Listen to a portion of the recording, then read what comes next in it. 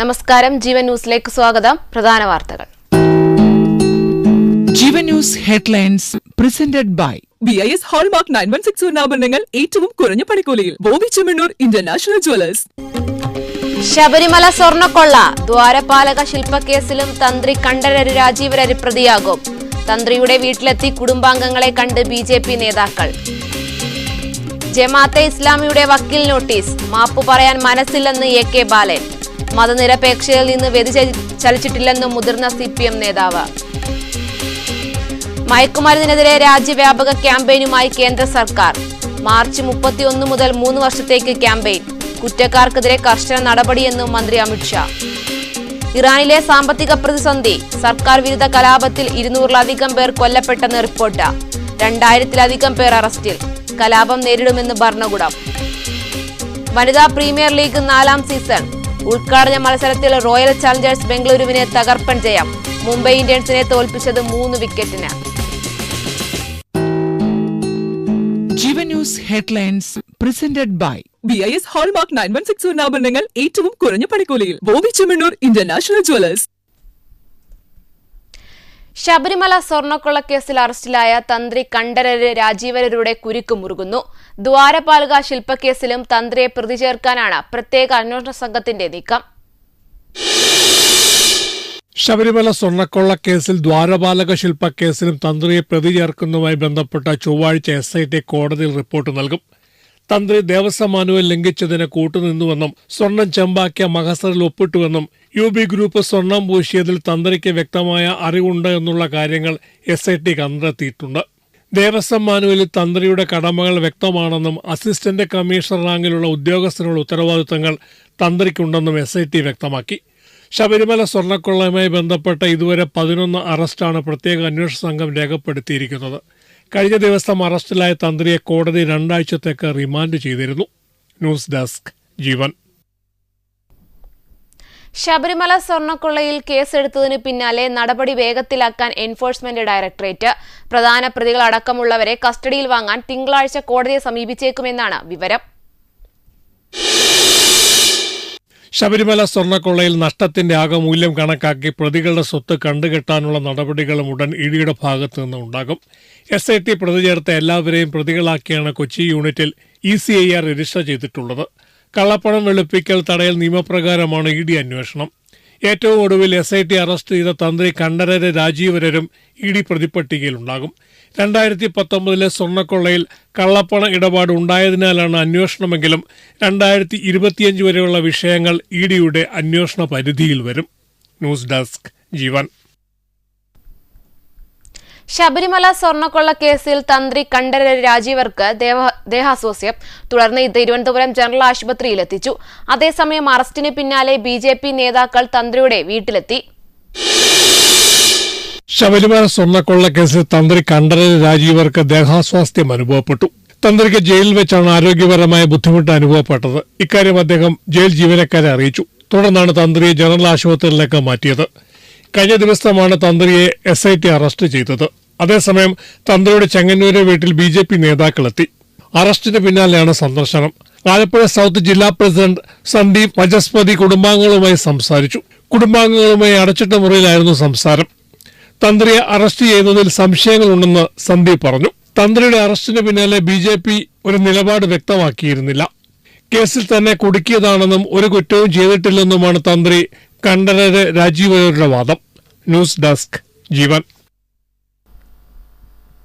ശബരിമല സ്വർണ്ണക്കൊള്ള കേസിൽ മന്ത്രിമാരും മുൻ മന്ത്രിമാരും ഉൾപ്പെട്ടിട്ടുണ്ടെന്ന് മുതിർന്ന കോൺഗ്രസ് നേതാവ് രമേശ് ചെന്നിത്തല. അയ്യപ്പന്റെ മുതൽ കട്ടവരാരും രക്ഷപ്പെട്ടിട്ടില്ലെന്നും മന്ത്രിമാരടക്കമുള്ളവർ കൊള്ളയിലുണ്ടെന്നാണ് തങ്ങൾക്ക് ലഭിച്ചിട്ടുള്ള വിവരമെന്നും രമേശ് ചെന്നിത്തല പറഞ്ഞു. അല്ല, CPM എന്ത് പ്രചരിപ്പിച്ചാലും വസ്തുതകളൊക്കെ ജനങ്ങൾക്കറിയാം. 4 CPM നേതാക്കന്മാർ ജയിലിൽ കിടക്കാൻ തുടങ്ങിയിട്ട് കുറെ ദിവസങ്ങളായി. അവരെ പറ്റിയാണ് ആദ്യം അവർ പറയേണ്ടത്.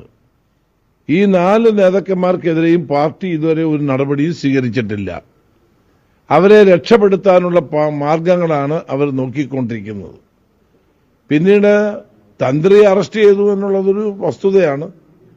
അത് നിയമപരമായ കാര്യങ്ങളാണ്. നിയമത്തിന്റെ വഴിക്ക് പോട്ടെ. നിയമത്തിൽ ആരും അതീതരല്ല. അത് അതിനനുസരിച്ച് കാര്യങ്ങൾ മുന്നോട്ട് പോകട്ടെ എന്നാണ് എനിക്ക് പറയാനുള്ളത്.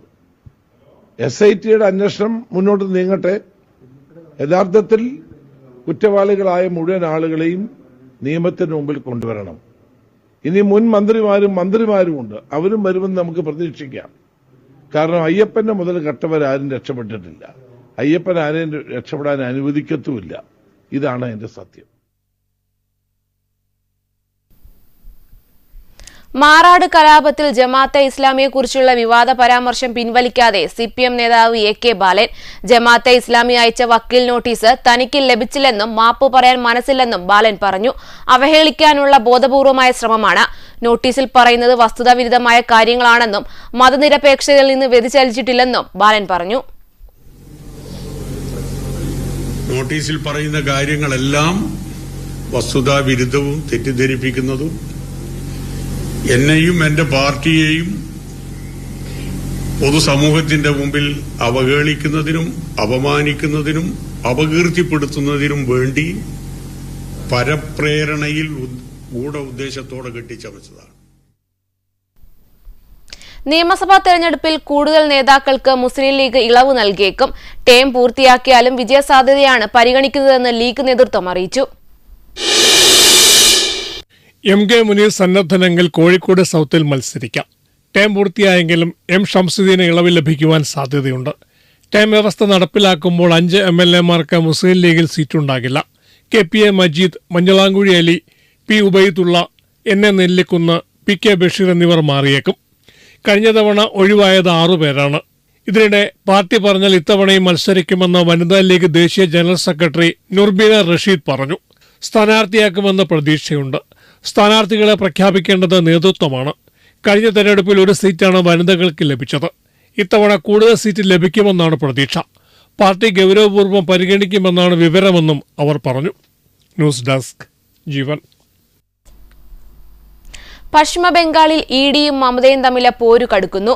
ഇഡിക്കെതിരെ കേസെടുക്കാതിരിക്കുകയാണ് ബംഗാൾ പോലീസ്.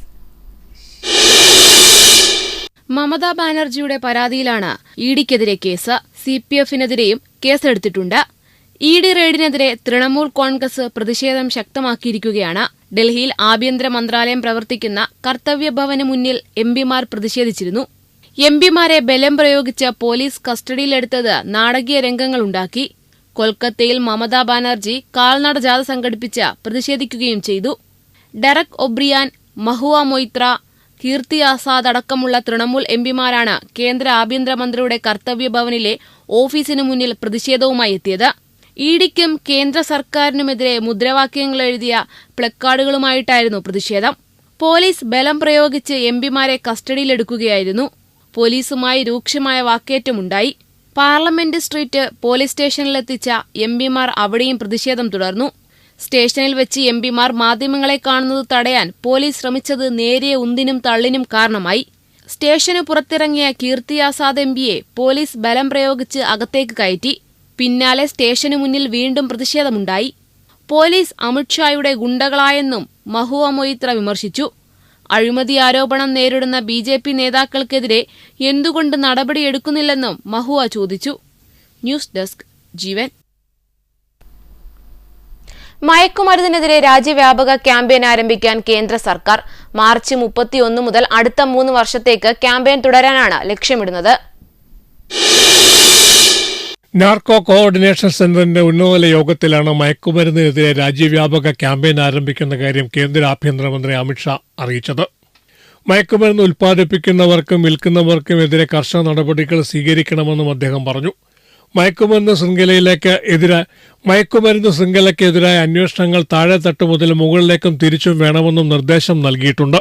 निश्चित रूप से ये प्रणाली से आने वाले दिनों में देश में आतंकवादी घटनाओं का, चाहे वो किसी भी प्रकार की आतंकवादी घटना हो, जहां पर विस्फोटक का उपयोग हुआ है, विस्फोट हुआ है, आईडी का उपयोग हुआ है. 2014 മുതൽ 2025 വരെ 1.71 ലക്ഷം കോടി രൂപയുടെ മയക്കുമരുന്നുകൾ പിടിച്ചെടുത്തതായി രേഖകളിൽ പറയുന്നു. മാർച്ച് 31-നകം എല്ലാ വകുപ്പുകളും ഒരു റോഡ് മാപ്പ് തയ്യാറാക്കണമെന്നും സംസ്ഥാനങ്ങളിലെ പോലീസ് സേന ഇതിന് ദൌത്യസംഘങ്ങളെ നിയോഗിക്കണമെന്നും അമിത്ഷാ നിർദ്ദേശിച്ചു. അടുത്ത 3 വർഷത്തിനുള്ളിൽ ഇന്ത്യയെ മയക്കുമരുന്ന് മുക്തമാക്കുവാനുള്ള പോരാട്ടം തുടരുമെന്നും അദ്ദേഹം പറഞ്ഞു. ന്യൂസ് ഡെസ്ക് ജീവൻ. പ്രധാനമന്ത്രി നരേന്ദ്രമോദി അമേരിക്കൻ പ്രസിഡന്റ് ഡൊണാൾഡ് ട്രംപിനെ വിളിക്കാത്തതിനാലാണ് ഇന്ത്യയുമായുള്ള വ്യാപാര കരാറിൽ ധാരണയാകാത്തതെന്ന US വാണിജ്യ സെക്രട്ടറി ഹൊവാർഡ് ലുഡ്കിനിന്റെ വാദം തള്ളി കേന്ദ്ര വിദേശകാര്യ മന്ത്രാലയം. ഹൊവാർഡ് ലുഡ്കിനിന്റെ വാദം തെറ്റാണെന്ന് കേന്ദ്ര വിദേശകാര്യ വക്താവ് രൺധീർ ജയ്സ്വാൾ പറഞ്ഞു. അമേരിക്കയുമായി ഇന്ത്യ വ്യാപാര കരാറിൽ ഏർപ്പെട്ടിട്ടുണ്ടെന്നും രൺധീർ ജയ്സ്വാൾ പറഞ്ഞു. 2025 നരേന്ദ്രമോദി നിരവധി തവണ ട്രംപുമായി ചർച്ച ചെയ്തിട്ടുണ്ട്. ഏകദേശം 8ഓളം തവണ ഇരുവരും തമ്മിൽ ഫോണിൽ സംസാരിച്ചു. ഇന്ത്യക്ക് പറയാനുള്ള കാര്യങ്ങളെല്ലാം ആ സംഭാഷണത്തിൽ ഉൾപ്പെട്ടിരുന്നു. പല സാഹചര്യങ്ങളിലും കരാറിന് അടുത്തെത്തിയിരുന്നുവെന്നും ജയ്സ്വാൾ വ്യക്തമാക്കി. Since then, two sides have held multiple rounds of negotiations to arrive at a balanced and mutually beneficial trade agreement. On several occasions, we have been close to a deal. The characterization of these discussions in the reported remarks is not accurate. US India വ്യാപാര കരാർ വൈകാൻ കാരണം ഇന്ത്യയാണെന്നായിരുന്നു Howard ലുഡ്നിക്കിന്റെ ആരോപണം. കരാർ ഒപ്പിടാനുള്ള അവസരം India പാഴാക്കിയെന്ന് ലുഡ്നിക് പറഞ്ഞിരുന്നു. മോദി ട്രംപിനെ വിളിക്കാത്തതുകൊണ്ടാണ് കരാർ സാധ്യമാകാത്തതെന്നും ലുഡ്നിക് ആരോപിച്ചിരുന്നു. റഷ്യയുമായി വ്യാപാരത്തിൽ ഏർപ്പെട്ട രാജ്യങ്ങൾക്കുമേൽ 500% വരെ നികുതി ചുമത്തുവാനുള്ള അമേരിക്കയുടെ നീക്കങ്ങൾക്കിടെയാണ് ഈ പുതിയ തർക്കം ഉടലെടുത്തിരിക്കുന്നത്. ന്യൂസ് ഡെസ്ക് ജീവൻ. അന്താരാഷ്ട്ര ബഹിരാകാശ നിലയത്തിലെ സഞ്ചാരിയുടെ ആരോഗ്യ പ്രശ്നത്തെ തുടർന്ന് ക്രൂ 11 ദൌത്യസംഘത്തിന്റെ മടക്കത്തിന് സമയം നാസ നിശ്ചയിച്ചു. ജനുവരി 14-ന് അമേരിക്കൻ സമയം വൈകുന്നേരം 5 മണിക്ക് സ്പേസ് എക്സിന്റെ ഡ്രാഗൺ പേടകം അന്താരാഷ്ട്ര ബഹിരാകാശ നിലയത്തിൽ നിന്ന് 4 അംഗ സംഘവുമായി ഭൂമി ലക്ഷ്യമാക്കി പുറപ്പെടും. ഇന്ത്യൻ സമയം ജനുവരി 15-ന് പുലർച്ചെ 3:30-നാണ് ഡ്രാഗൺ പേടകം ഭൂമിയിൽ ഇറങ്ങുക എന്നാണ് നാസയുടെ അറിയിപ്പ്. ചരിത്രത്തിൽ ആദ്യമായാണ് അന്താരാഷ്ട്ര ബഹിരാകാശ നിലയത്തിൽ ഇങ്ങനെയൊരു അടിയന്തര തിരിച്ചു കൊണ്ടുവരൽ വേണ്ടിവരുന്നത്. അന്താരാഷ്ട്ര ബഹിരാകാശ നിലയത്തിലുള്ള ഒരു സഞ്ചാരിക്ക് ഗുരുതര ആരോഗ്യ പ്രശ്നങ്ങളുണ്ടെന്ന് നാസ കഴിഞ്ഞ ദിവസം സ്ഥിരീകരിക്കുകയായിരുന്നു. ഈ പ്രശ്നം കാരണം ക്രൂ 11 ദൌത്യം നേരത്തെ അവസാനിപ്പിക്കാനും 4 അംഗ സംഘത്തെ നേരത്തെ ഭൂമിയിലേക്ക് മടക്കിക്കൊണ്ടുവരുവാനും അമേരിക്കൻ ബഹിരാകാശ ഏജൻസി തീരുമാനിക്കുകയായിരുന്നു.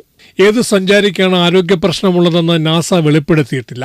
മിഷൻ കമാൻഡർ നാസയുടെ സെന കാഡ്മാൻ, മിഷൻ പൈലറ്റ് നാസയുടെ മൈക്ക് ഫിൻകെ, മിഷൻ സ്പെഷ്യലിസ്റ്റുകളായ ജപ്പാനീസ് ബഹിരാകാശ ഏജൻസി ജാക്സയുടെ കിമിയ യുവി, റഷ്യൻ ബഹിരാകാശ ഏജൻസി റോസ്കോസ്മോസിന്റെ ഒലെഗ് പ്ലാറ്റോണോവ് എന്നിവരടങ്ങുന്നതാണ് ക്രൂ 11 സംഘം.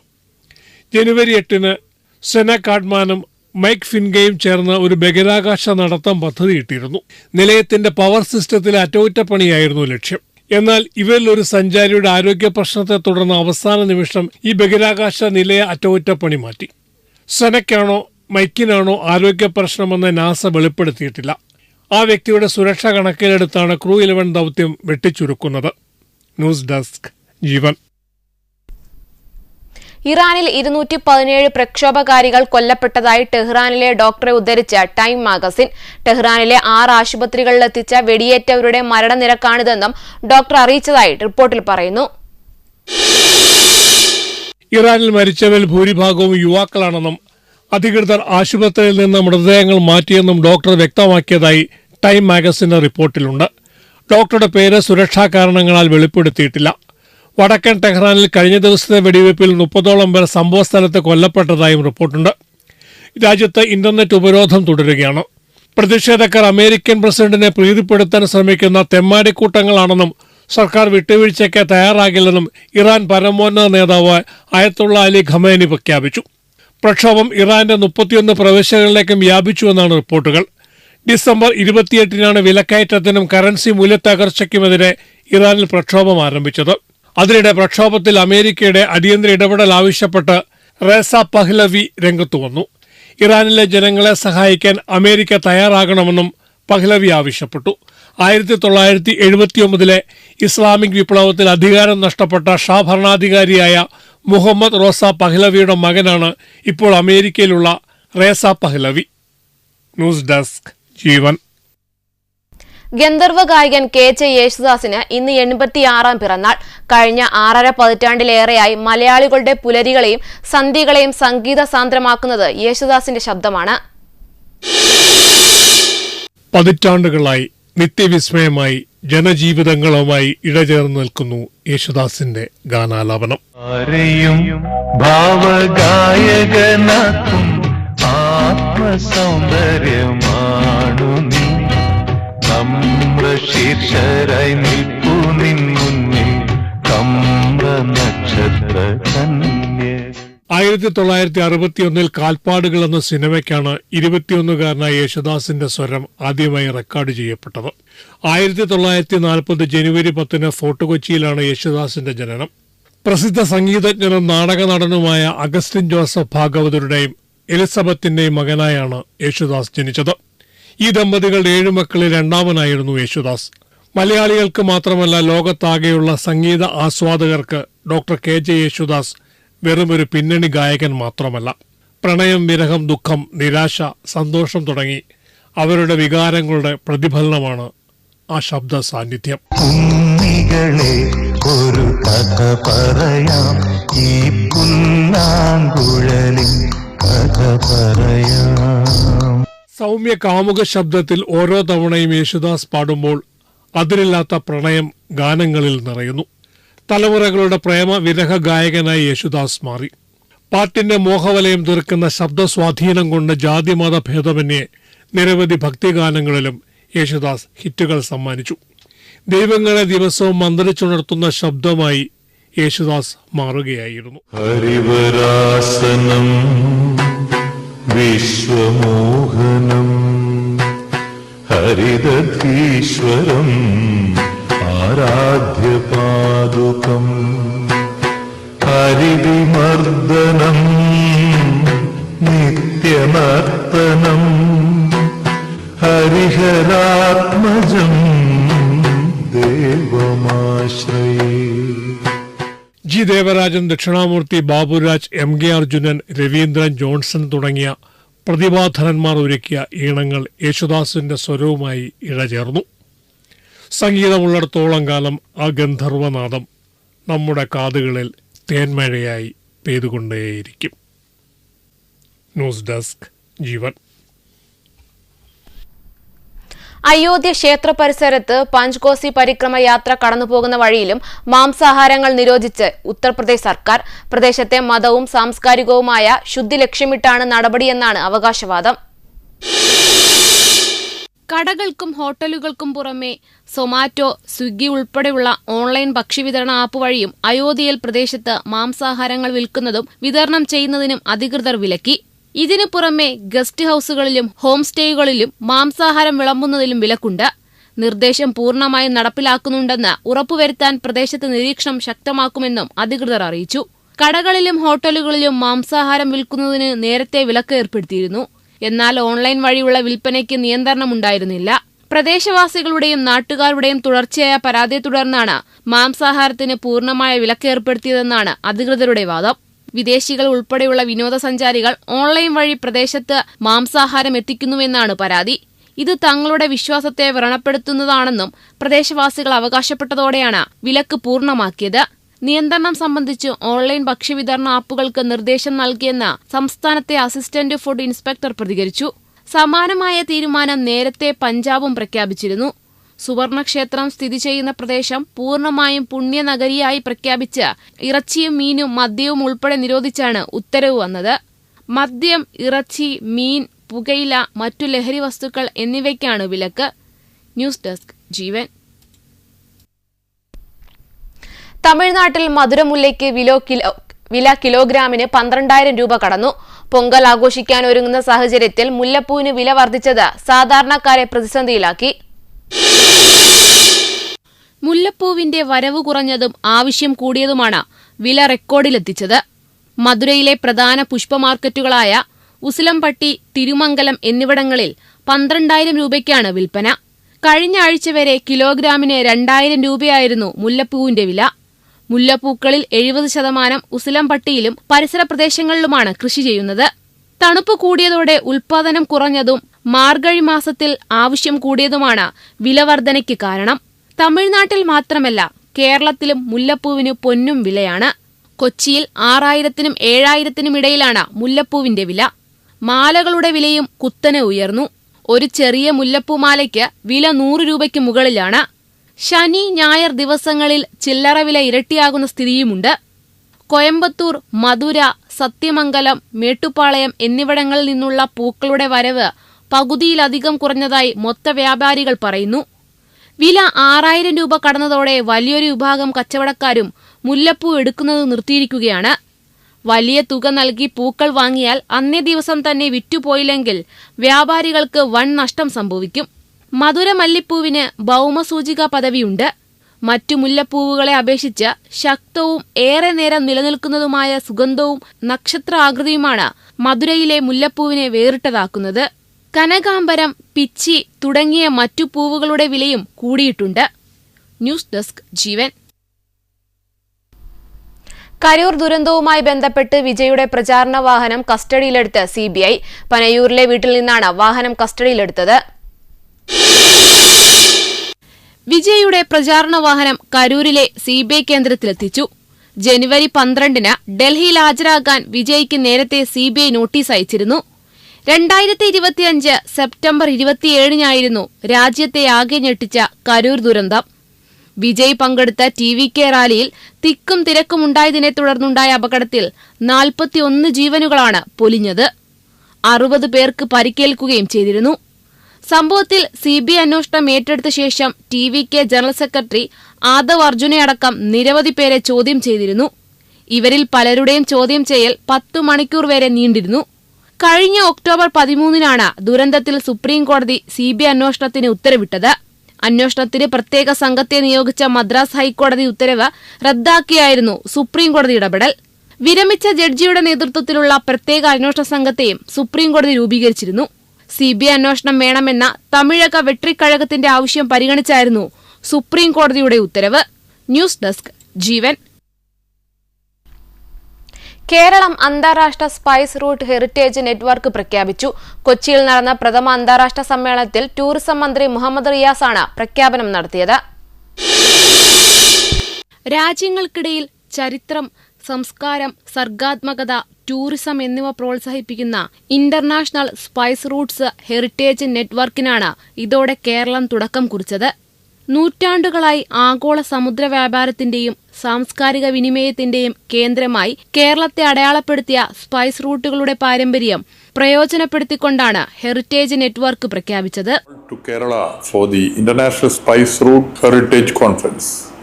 This gathering is more than an academic event.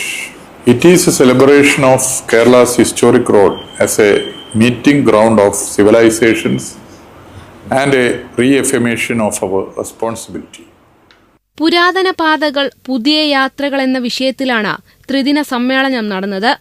ചരിത്രം, പൈതൃകം, സംരക്ഷണം, ഡോക്യുമെന്റേഷൻ, ആർക്കൈവിംഗ്, പുരാവസ്തു ഗവേഷണം, മ്യൂസിയങ്ങൾ സ്ഥാപിക്കൽ തുടങ്ങിയ മേഖലകളിൽ വിഭവങ്ങൾ പങ്കിടുകയും സഹകരണം വളർത്തുകയുമാണ് പദ്ധതിയുടെ ലക്ഷ്യം. ചടങ്ങിൽ ഹൈബി ഈഡൻ MP, MLA-മാരായ KN Unnikrishnan, VR Sunilkumar, ET Tyson, tourism additional secretary D Jagadeesh, doctor Himahuja, kids director doctor MR Dileep തുടങ്ങി നിരവധി പ്രമുഖർ പങ്കെടുത്തു. Jeevan news, Kochi. India international travel മാർട്ടിന് കൊച്ചി കടവന്ത്ര ഇൻഡോർ സ്റ്റേഡിയത്തിൽ തുടക്കമായി. അന്താരാഷ്ട്ര ടൂറിസവും കേരള ടൂറിസത്തിന്റെ സുസ്ഥിര വികസനവുമാണ് ലക്ഷ്യം. ഇന്ത്യയിലെയും വിദേശത്തെയും യാത്രാ, ടൂറിസം, ഹോസ്പിറ്റാലിറ്റി മേഖലകളിലെ പ്രമുഖരെ ഒരുമിപ്പിച്ചുകൊണ്ടാണ് ട്രാവൽ മാർട്ട് സംഘടിപ്പിച്ചിരിക്കുന്നത്. 15-ലധികം സംസ്ഥാനങ്ങളിൽ നിന്നും വിദേശ രാജ്യങ്ങളിൽ നിന്നുമായി 100-ലധികം എക്സിബിറ്റർമാർ പങ്കെടുക്കുന്നുണ്ട്. മലേഷ്യൻ ടൂറിസത്തിന്റെ പങ്കാളിത്തത്തോടെയാണ് മേള സംഘടിപ്പിച്ചിരിക്കുന്നത്. ട്രാവൽ ഏജൻസികൾ, ടൂർ ഓപ്പറേറ്റർമാർ, ഹോട്ടലുകൾ എന്നിവർക്കായുള്ള ഏറ്റവും വലിയ B2B ആണ് IITM. മൈസ് ടൂറിസം മേഖലകളിൽ നിരവധി സഹകരണ സാധ്യതകളാണ് ഇവിടെ തുറക്കുക. The tourism industry needs all its support it can, who have come all the way from different parts of India and different parts of the world to Cochin to meet with stakeholders here and talk about their destinations and what their destination has to offer India, as you must be aware, especially post-COVID, tourism was one of the most difficult sectors in the Indian, put it globally as well. And something like this happen, tourism is first to get impacted and the last to recover. And that's quite a big problem for the tourism industry. But over the last 4 to 5 years, Indian tourism has really bounced back like no other country in the world. 2032 tourism വിപണി $44 billion കടത്തുകയാണ് ഇത്തരം മേളകൾ കൊണ്ട് ലക്ഷ്യം വെക്കുന്നത്. ചടങ്ങിൽ Jammu Kashmir tourism development corporation MD Shreya Singhal, Malaysian tourism promotion board director Hishamuddin bin Mustafa, Rajasthan tourism additional ഡയറക്ടർമാരായ Ekta Kabra, Pawankumar, Jain fair travel media and exhibition director Rohit Hangal തുടങ്ങി നിരവധി പ്രമുഖർ പങ്കെടുത്തു. ജീവൻ ന്യൂസ്, കൊച്ചി.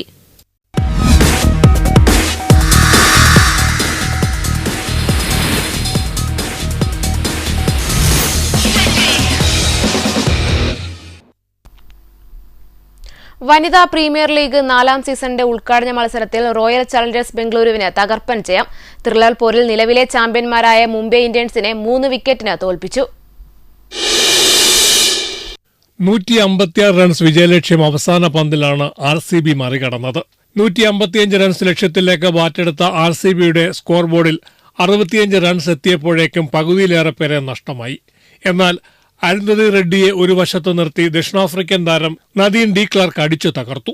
അവസാന ഓവറിൽ RCBക്ക് വേണ്ടിയിരുന്നത് 18 റൺസ് മാത്രമായിരുന്നു. ആദ്യ 2 പന്ത് നഷ്ടമായെങ്കിലും പിന്നീടുള്ള 4 അതിർത്തി കടത്തി ഡി ക്ലാർക്ക് RCBയെ ലക്ഷ്യത്തിലെത്തിച്ചു. ടോസ് നഷ്ടമായി ആദ്യം ബാറ്റ് ചെയ്ത മുംബൈ ഇന്ത്യൻസിനെ മാന്യമായ സ്കോറിലെത്തിച്ചത് മലയാളി താരം സജന സജീവിന്റെ വെടിക്കെട്ട് ബാറ്റിംഗ് ആയിരുന്നു. 25 പന്തിൽ 7 ഫോറും 1 സിക്സറും ഉൾപ്പെടെ സജന നേടിയത് 45 റൺസാണ്. Sports desk, Jeevan. പ്രധാന വാർത്തകൾ വീണ്ടും.